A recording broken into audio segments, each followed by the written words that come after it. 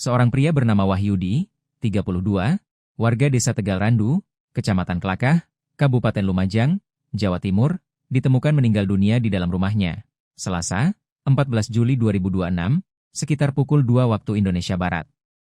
Korban ditemukan dalam kondisi bersimbah darah dengan sejumlah luka bacok di tubuhnya.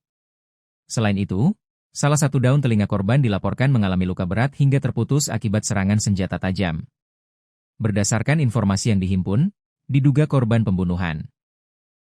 Terduga pelaku diketahui berinisial H yang disebut merupakan teman korban dan berasal dari Kecamatan Malasan, Kabupaten Probolinggo. Namun, identitas maupun keterlibatan terduga pelaku masih didalami oleh kepolisian.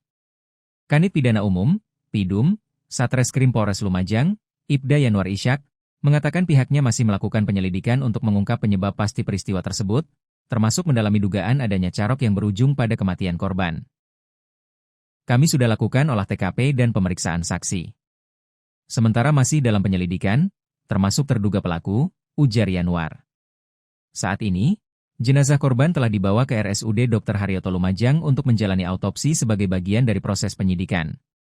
Selain mengumpulkan keterangan saksi dan barang bukti, Satreskrim Polres Lumajang juga masih melakukan pencarian terhadap terduga pelaku. Yanwar menegaskan, pihaknya belum dapat menyampaikan kesimpulan mengenai motif maupun kronologi lengkap kejadian karena proses penyelidikan masih berlangsung. Terkait keberadaan pelaku itu di mana, masih dicari sampai saat ini, kata Yanwar. Rika Kusumawati masih menunggu proses autopsi jenazah suaminya, Wahyudi, 32, di depan ruang forensik RSUD Dr. Haryoto Lumajang, Selasa, 14 Juli 2026.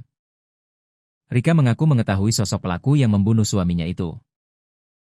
Wahyudi merupakan korban pembunuhan yang terjadi di belakang rumahnya di Desa Tegal Randu, Kecamatan Klakah, Kabupaten Lumajang. Korban meninggal dunia sekitar pukul 2 WIB setelah diduga diserang menggunakan senjata tajam. Hingga kini, polisi masih melakukan penyelidikan sekaligus memburu pelaku yang telah melarikan diri. Selama menunggu hasil autopsi, Rika tampak duduk dengan wajah lesu dan mata sembab.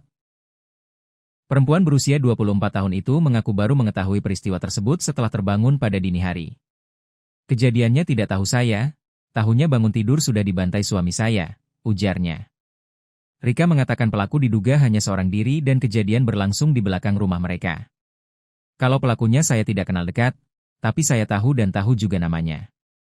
Kejadiannya di belakang rumah saya, katanya. Ia juga mengaku tidak mengetahui persoalan yang melatar belakangi peristiwa tersebut. Saya tidak boleh ikut urusan laki-laki katanya. Kalau laki-laki ya laki-laki, perempuan ya perempuan, ucapnya sambil menangis.